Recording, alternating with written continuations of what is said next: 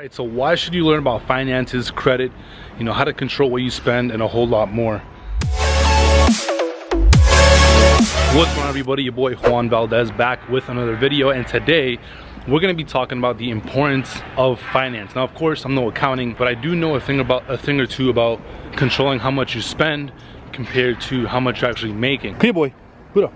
A lot of us at a certain point in time, when it comes to finances, we make some money, we save some, but we tend to spend a lot more than what we save. And I didn't have much money growing up, so for me, learning about money early on was super important and super valuable. I got to learn about why I should save, the importance of saving, so like how hard it really is for some people to earn money, right? I know a lot of you guys that are watching, you may already be good at saving money, so for you guys, that's awesome, man. Props to you guys.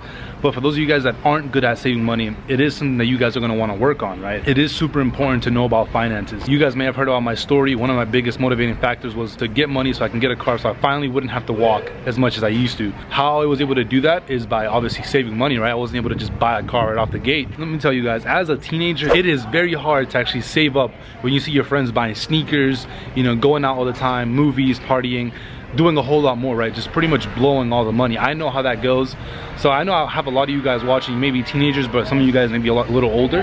But it's the same thing, right? When we see friends and families, blowing money on, clothes, going out, and a whole lot more, obviously, we tend to want to do the same just because we're either in the moment or obviously we just want to have nice things as well. So it's not easy to save up at the time. For me, it honestly took a lot of discipline. When I started working, when I started making money, I would save a majority of what I got paid right off the gate, right? So whenever I got paid, my paychecks, they weren't that much, but let's say if I made $300, I was automatically saving $200. I would transfer $200 over to my savings account, and I would only keep the $100 any potential use that I had. Maybe I had to pay any bills or whatever the case may be, but that was a savings strategy that I had, and I actually still use up to date. Save 60% of my income, and I would keep the 40 for what I needed to use it for. I would not blow it on ridiculous things. When I was doing door-to-door sales, I obviously started to make a little more money, and I was doing the same exact thing, right? I was saving a majority of the money that I was making, and for me, that was super useful. By doing so, I was always in a situation where anytime that I wanted to go out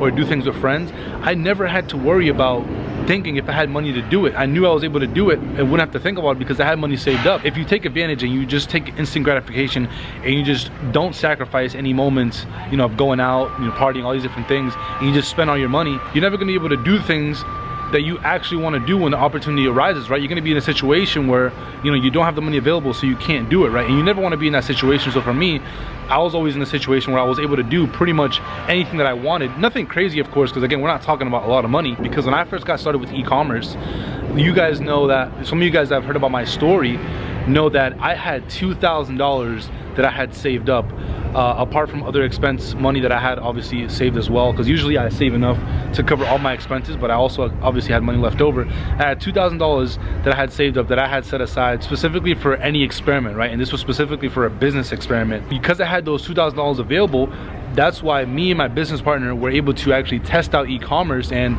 see if we could make anything happen. And of course, you guys know we were able to go from 0 to over 220 grand a month. Credit is also important, so I had the help of saving money, being able to, being good at finances and having credit was one of the two biggest factors when it came to, time to start that e-commerce business. So that was, huge for me, because of course, if I didn't know, if I wasn't good with finances and I wasn't good with credit, obviously I wouldn't be able to start the e-commerce business. But those skill sets that you get are a lot more powerful than just being good at saving money and being able to, control how much you spend versus how much you make, because those same principles I now apply to my e-commerce business, right? So now what we do is, obviously we're making sales every single day.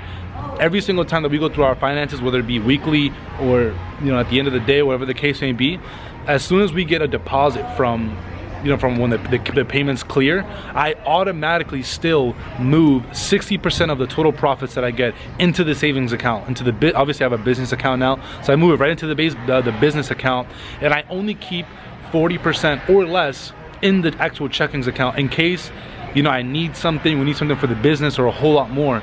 And so that principle is important because that has also allowed us to save a ton of money in the business itself and do other things, right? Like go to masterminds. We wouldn't have been able to save money, we wouldn't have been able to take advantage of the opportunity, and we wouldn't have been able to meet, you know, some of our other mentors like Alex Mir. That's actually where we met him. And we wouldn't have a connection with a mentor of ours like Tai Lopez if we didn't have the opportunity to invest in ourselves and attend that event. Some of you guys know I used to sell cell phones before when I was first getting started in entrepreneurship. Well, that was my first venture as a teenager. The reason why I was able to buy and flip cell phones was because I had money saved up from, you know, my previous job as a lifeguard. So that's just one example. And it's the same thing now. You know, whenever we want to do things like maybe invest in Bitcoin, invest in real estate, or maybe start another business venture, we're able to do that because I have money saved up. And now any opportunities come my way, I'm able to take part in it. And this is huge because you can have good opportunities come your way, and if you can't take advantage of them, it's pretty much pointless. This is the place where I live at here in Los Angeles. That's the pool over there, palm trees. We got like a lounge area, we have a pool table, we got Pluto. I hope you guys got value from this video. Of course, if you did, make sure you drop a like. Of course, if you have any questions about anything we went over, finance or credit, drop a comment below. Also, let me know if you guys would be interested in, you know, me making more videos just like these. I want to leave the content that I produce, you know, somewhat up to you guys, right? I want to make videos that are going to be valuable to you guys. So definitely let me know. Drop a comment below on what kind of videos you guys would like to see. And of course, if you haven't already, make sure you hit that subscribe button, join the V fam, and I'll see you guys in the next video. Peace.